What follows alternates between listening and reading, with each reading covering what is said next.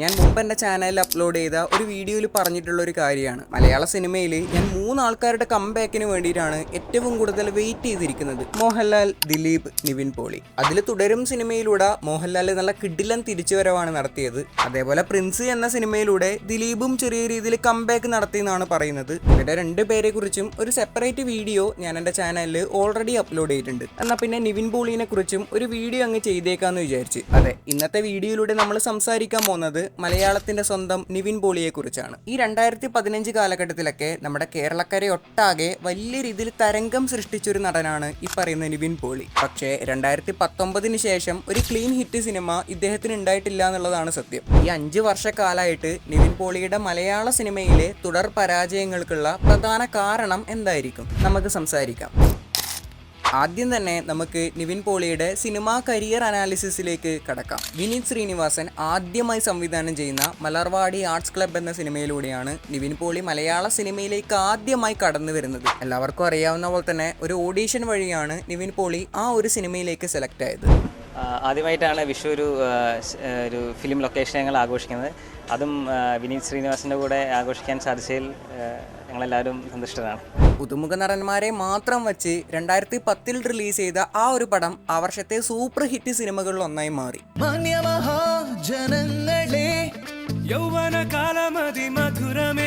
ഇവിടെ എടുത്തു പറയേണ്ട ഒരു കാര്യം എന്ന് വെച്ചിട്ടുണ്ടെങ്കിൽ ആദ്യ സിനിമയിൽ തന്നെ നായകനായിട്ടായിരുന്നു നിവിൻ പോളിയുടെ മലയാള സിനിമയിലേക്കുള്ള അരങ്ങേറ്റം. ആദ്യ സിനിമ തന്നെ വലിയ രീതിയിൽ ഹിറ്റ് ആയതുകൊണ്ട് തന്നെ നിവിൻ പോളി എന്ന നടനെ ചെറിയ രീതിയിലൊക്കെ ആൾക്കാർ ശ്രദ്ധിക്കാൻ തുടങ്ങിയെന്ന് വേണ്ടിക്ക് പറയാം. അതിനുശേഷം ട്രാഫിക്, ദ മെട്രോ, സെവൻസ് അങ്ങനെ കുറച്ച് സിനിമകളിലൊക്കെ അഭിനയിച്ചിട്ടുണ്ടെങ്കിലും നിവിൻ പോളി എന്ന നടനെ ചെറിയ രീതിയിലൊക്കെ ആൾക്കാർ ഇഷ്ടപ്പെട്ടു തുടങ്ങിയത് തട്ടത്തിൻ മറയത്ത് എന്ന സിനിമയിലൂടെയായിരുന്നു. 2012 റിലീസ് ചെയ്ത ആ ഒരു പടം ആ വർഷത്തെ ഏറ്റവും മികച്ച വിജയങ്ങളിൽ ഒന്നായി മാറി. ചുരുക്കി പറയുകയാണെങ്കിൽ ഈ ഒരു പടം റിലീസായതിനു ശേഷം നിവിൻ പോളി എന്ന നടൻ യുവാക്കൾക്കിടയിൽ ചെറിയ രീതിയിൽ ട്രെൻഡിങ് ആയി എന്ന് വേണ്ടിക്ക് പറയാം. ഒരു എക്സാമ്പിൾ പറയുകയാണെങ്കിൽ ഈ തട്ടൂട്ട് വരുന്ന പെൺകുട്ടികളെ യുവാക്കൾക്ക് വീക്ക്നെസ് ആയി തുടങ്ങിയത് ഈ ഒരു സിനിമയ്ക്ക് ശേഷമാണെന്ന് വേണ്ടിക്ക് പറയാം എന്നല്ല, അതാണ് സത്യം. തട്ടുവിട്ട് കഴിഞ്ഞ എൻ്റെ സാറേ പിന്നെ ചുറ്റുള്ളതൊന്നും കാണാൻ പറ്റൂല. പിന്നീട് ക്രിക്കറ്റുമായിട്ട് ബേസ് ചെയ്തിട്ടുള്ള 1983 വന്നു. ഓം ശാന്തി ഓശന വന്നു. അതേപോലെ തന്നെ എല്ലാവരുടെയും പ്രിയപ്പെട്ട ബാംഗ്ലൂർ ഡേയ്സും വന്നു. മലയാളത്തിൽ തന്നെ നിരവധി ഹിറ്റ് സിനിമകൾ ആ ടൈമിൽ നിവിൻ പോളിയുടെ ഭാഗത്തു നിന്നും ഉണ്ടായി. അതേപോലെ തന്നെയാണ് ഉണ്ണി മുകുന്ദനും ദുൽഖറും നായകന്മാരായിട്ട് വന്ന വിക്രമാദിത്യൻ സിനിമയിലെ നിവിൻ പോളിയുടെ ആ ഒരു ക്യാമിയോ ക്യാരക്ടർ. ഒരു വിധത്തിൽ പറയുകയാണെങ്കിൽ നിവിൻ പോളിയുടെ തന്നെ one of the best cameo അപ്പിയറൻസിൽ ഒന്നായിരുന്നു അത്. ഇനി നമുക്ക് മെയിൻ ആളിലേക്ക് വരാം. നിവിൻ പോളിയുടെ സിനിമകളെ കുറിച്ച് സംസാരിക്കുമ്പം അതിൽ ഈ ഒരു പടത്തിനെ കുറിച്ച് സംസാരിച്ചിട്ടില്ലെങ്കിൽ വളരെ മോശം. ഞാൻ പറയാൻ പോകുന്നത് പ്രേമം സിനിമയെ കുറിച്ചല്ല. പ്രേമം സിനിമയെക്കാളും എനിക്ക് പേഴ്സണലി കുറച്ചും കൂടി ഇഷ്ടം ഈ ഒരു പടത്തോടാണ്. അതേ ഗൈസ്, ഒരു വടക്കൻ സെൽഫി. ആ ഒരു സിനിമയെ കുറിച്ച് സംസാരിക്കുമ്പം അതൊരു സിനിമയല്ല, പകരം ഒരു ജീവിതമാണെന്ന് വേണ്ടിക്ക് പറയാം. അതെ, നമ്മളിൽ പലരുടെയും ജീവിതം. ആ ഒരു പടത്തിൽ നിവിൻ പോളിയുടെ ഉമേഷ് എന്ന ക്യാരക്ടർ നമ്മളിൽ പലരുടെയും ജീവിതത്തിൽ ഈ ഒരു ക്യാരക്ടർ വലിയ രീതിയിൽ കണക്ട് ആവും. ചെറുപ്പത്തിൽ ആ ഒരു പടം കണ്ടിട്ട് നമ്മൾ ഒരുപാട് ചിരിച്ചിട്ടുണ്ട്. പക്ഷേ ഇപ്പൊ ആ ഒരു ക്യാരക്ടറും ആ ഒരു ക്യാരക്ടറിന്റെ സിറ്റുവേഷനും എല്ലാം നല്ല രീതിയിൽ റിലേറ്റ് ചെയ്യാൻ വേണ്ടിയിട്ട് പറ്റുന്നുണ്ട് എന്നുള്ളതാണ് സത്യം. കോമഡിയുടെ കൂടെ തന്നെ ചിന്തിക്കാനും ഒരുപാട് കാര്യങ്ങൾ ആ ഒരു സിനിമ നമുക്ക് പറഞ്ഞു തരുന്നുണ്ട്. ഈ ഒരു പടത്തിന് മികച്ചൊരു അഭിപ്രായം തന്നെയാണ് ആ ഒരു ടൈമിൽ കിട്ടിക്കൊണ്ടിരുന്നത്. ഈ സിനിമയുടെ വൻ വിജയത്തിന് ശേഷം നിവിൻ പോളിയുടെ കരിയർ മാറ്റിയെടുത്ത മറ്റൊരു സിനിമ റിലീസ് ചെയ്തു. സിനിമയുടെ സ്റ്റോറി നോക്കുവാണെങ്കിൽ നോർമൽ ആയിട്ടുള്ള ഒരു സ്റ്റോറി. പക്ഷേ ആ നോർമൽ ആയിട്ടുള്ള ഒരു സ്റ്റോറി മലയാളത്തിൽ ഇതുവരെ കാണാത്ത പുതിയൊരു രീതിയിൽ ബ്രില്യൻ്റ് ആയിട്ട് മേക്ക് ചെയ്തു എന്നുള്ളതാണ് ഇവിടെ എടുത്തു പറയേണ്ട ഒരു കാര്യം. ട്രെൻഡിങ് എന്നെല്ലാം പറഞ്ഞാലുണ്ടല്ല, മോഹൻലാലും മമ്മൂട്ടിയും ദിലീപും ഉൾപ്പെടെയുള്ള സൂപ്പർ സ്റ്റാറുകൾ ഉണ്ടായിട്ടും വെറും 5 വർഷത്തെ എക്സ്പീരിയൻസ് ഉള്ള ഒരു നടൻ മലയാള സിനിമാ ലോകത്തെ പിടിച്ചു കുലുക്കിയെന്ന് വേണ്ടിക്ക് പറയാം. ഇത് കേരളത്തിൽ മാത്രമല്ല, തമിഴ്നാട്ടിൽ ഉൾപ്പെടെ ഈ ഒരു പടം വലിയ രീതിയിൽ തരംഗായി. ഇവിടെ എടുത്തു പറയേണ്ട ഒരു കാര്യം എന്ന് വെച്ചിട്ടുണ്ടെങ്കിൽ വെറും 0 പ്രൊമോഷൻ. ആലോചിക്കണം, വെറും 0 പ്രൊമോഷൻ, വെറും മൗത്ത് പബ്ലിസിറ്റി വഴി മാത്രമാണ് ഈ ഒരു പടം ഇത്രയധികം ട്രെൻഡിങ് ആയി മാറിയത്. 100-300 ദിവസത്തോളാണ് ആ ഒരു പടം തമിഴ്നാട്ടിൽ മാത്രം ഓടിയത്. അപ്പൊ തന്നെ ആലോചിച്ച പോരെ ആ ഒരു പടത്തിന്റെ റേഞ്ച് അത് എത്രത്തോളം ഉണ്ട് എന്നുള്ളത്. ഒരു വിധത്തിൽ പറയുകയാണെങ്കിൽ ഒരു ഓണം റിലീസായിട്ട് വന്ന് ഇതുപോലെ മലയാളികൾ സെലിബ്രേറ്റ് ചെയ്ത മറ്റൊരു മലയാളം സിനിമ ഇതിനു മുമ്പ് ഉണ്ടായിട്ടില്ല എന്നേ പറയാൻ പറയാൻ പറ്റില്ല. മലയാളത്തിൽ നിന്നും ആദ്യമായി 100 കോടി സ്വന്തമാക്കുന്ന സിനിമ എന്ന് ഏകദേശം എല്ലാവരും ഉറപ്പിച്ചിരുന്ന ഒരു സിനിമയായിരുന്നു പ്രേമം. പക്ഷേ ഇതിന്റെ സെൻസർ കോപ്പി ഇറങ്ങിയിട്ടില്ല എന്നുണ്ടെങ്കിൽ 100 അല്ല അതിന്റെ അപ്പുറം കളക്ഷൻ കിട്ടേണ്ട സിനിമയാണിത്. ചുരുക്കി പറയുകയാണെങ്കിൽ ഈ ഒരു സിനിമ ആ ടൈമിൽ പുതിയൊരു ട്രെൻഡിങ്ങിന് തുടക്കൂട്ടെന്ന് വേണ്ടി പറയാം. അതായത് ഈ ഒരു സിനിമ റിലീസ് ചെയ്തതിന് ശേഷം പല ഫംഗ്ഷനുകളിലും ഈ കറുപ്പ് ഷർട്ട് വെള്ളമുണ്ട് എന്നുള്ളത് ഒരു ഐക്കോണിക് ഡ്രസ് കോഡായി മാറി എന്നുള്ളതാണ് സത്യം. ഈ ഓണത്തിന്റെ ടൈമിലൊക്കെ ഈ കറുപ്പ് ഷർട്ടും വെള്ളം മുണ്ടും എടുത്തിട്ട് മാസമായിട്ട് ഫ്രണ്ട്സിന്റെ കൂടെ നടന്നു പോയവരിക്കൂലേ നമ്മളിൽ പലരും. അതെല്ലാം ഒരു കാലം. പ്രേമം ഇറങ്ങിയിട്ട് ഏകദേശം 1 വർഷത്തിന് ശേഷം മറ്റൊരാളും കൂടി എത്തി. അതെ, sub inspector Biju. Sub inspector Biju, നല്ല പേര്.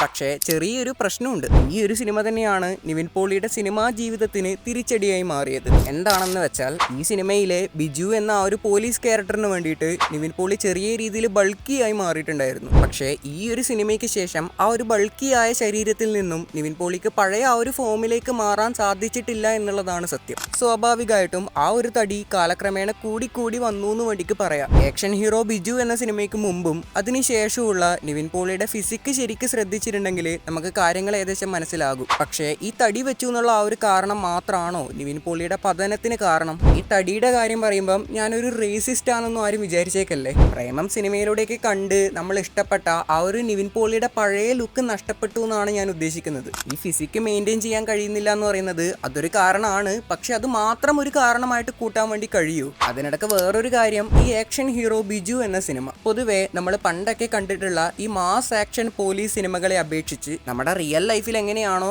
അതേ രീതിയിൽ പക്കാ നാച്ചുറൽ ആയിട്ടായിരുന്നു ഈ ഒരു സിനിമയും മേക്ക് ചെയ്തിട്ടുണ്ടായിരുന്നത്. നമ്മുടെ മലയാളികൾക്ക് തന്നെ ഇത്തരത്തിലുള്ള ഒരു പടം ഫസ്റ്റ് എക്സ്പീരിയൻസ് ആയതുകൊണ്ട് ബോക്സ് ഓഫീസിൽ ഈ ഒരു പടം വലിയ രീതിയിൽ വിജയിച്ചു. അതിനുശേഷമാണ് മലയാളത്തിലെ ബെസ്റ്റ് മോട്ടിവേഷണൽ മൂവി എന്നൊക്കെ പറയാൻ പറ്റുന്ന ജേക്കബിന്റെ സ്വർഗരാജ്യം റിലീസാവുന്നത്. നിവിൻ പോളിയുടെ ആയിട്ട് വന്നതിൽ കുറെ പേരുടെ ഫേവറേറ്റ് ലിസ്റ്റിലുള്ള ഒരു പടമാണ് ഈ പറയുന്ന ജേക്കബിന്റെ സ്വർഗരാജ്യം. പക്ഷേ പിന്നീട് അങ്ങോട്ട് നിവിൻ പോളിയുടെ ഒരു കംപ്ലീറ്റ് ഡൗൺഫാൾ ആയിരുന്നു എന്ന് വേണ്ടിക്ക് പറയാം. അതിനുശേഷം നിവിൻ പോളി ലീഡ് ആക്ടറായിട്ട് വന്നതിൽ ആകെ 2 സിനിമകൾ മാത്രമേ വിജയിച്ചിട്ടുള്ളൂ. ഒന്നാമത്തേത് കായംകുളം കൊച്ചുണ്ണി, രണ്ടാമത്തേത് ലവ് ആക്ഷൻ ഡ്രാമ. പിന്നെ കായംകുളം കൊച്ചുണ്ണി എന്നുള്ള സിനിമ ഭൂരിഭാഗം പേരും കാണാനായി പോയത് അതിൽ മോഹൻലാൽ ഉണ്ട് എന്നുള്ള ഒറ്റ കാരണം കൊണ്ടാണ്.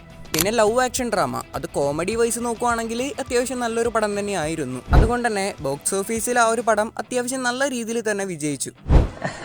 ഒറ്റ സെക്കൻഡ് സമ്മതിക്കൂല. എന്താണ് അവരെ ഇളക്കം? എന്താ ഇളക്കി കൂടെ? പിന്നീട് വന്ന മിഖായേൽ അത് അത്യാവശ്യം കുഴപ്പമില്ലാത്തൊരു പടമാണെങ്കിലും ബോക്സ് ഓഫീസിൽ വലിയ രീതിയിൽ ചലനമുണ്ടാക്കാനൊന്നും ആ ഒരു പടത്തിന് സാധിച്ചിട്ടില്ല. പിന്നീട് അങ്ങോട്ട് ബോംബുകളുടെ ഒരു മേളായിരുന്നു എന്ന് വേണ്ടി നമുക്ക് പറയാം. ദ എൽഡർ വൺ, കനകം കാമിനി കലഹം, മഹാവീര്യർ, പടവെട്ട്, സാറ്റർഡേ നൈറ്റ്, തുറമുഖം, രാമചന്ദ്ര ബോസേൻകോ, പിന്നെ മലയാളി ഫ്രം ഇന്ത്യ. അങ്ങനെ കണ്ടിന്യൂസ് ആയിട്ട് നിരവധി ബോംബ് സിനിമകൾ നിവിൻ പോളിയുടെ ഭാഗത്തു നിന്നും ഉണ്ടായി. പിന്നെ ചെറിയ രീതിയിലെങ്കിലും ഒരു തിരിച്ചുവരവിന്റെ ശ്രമം നടത്തിയത് വർഷങ്ങൾക്ക് ശേഷം എന്ന സിനിമയിലൂടെയായിരുന്നു. ആ പേര് പോലെ തന്നെ വർഷങ്ങൾക്ക് ശേഷമാണ് നിവിൻ പോളിന് ഇത്രയും എനർജറ്റിക് ആയിട്ടുള്ള ഒരു ക്യാരക്ടറായിട്ട് നമ്മൾ കാണുന്നത്. അവന്റെ മകനും ഇവന്റെ മകനും മറ്റവന്റെ മകനും കൂടിയല്ലേ ഇപ്പം മലയാള സിനിമ ഉണ്ടാക്കുന്നു. ഒറ്റയ്ക്ക് വഴിവെട്ടി വന്നവനാണ് ഞാൻ.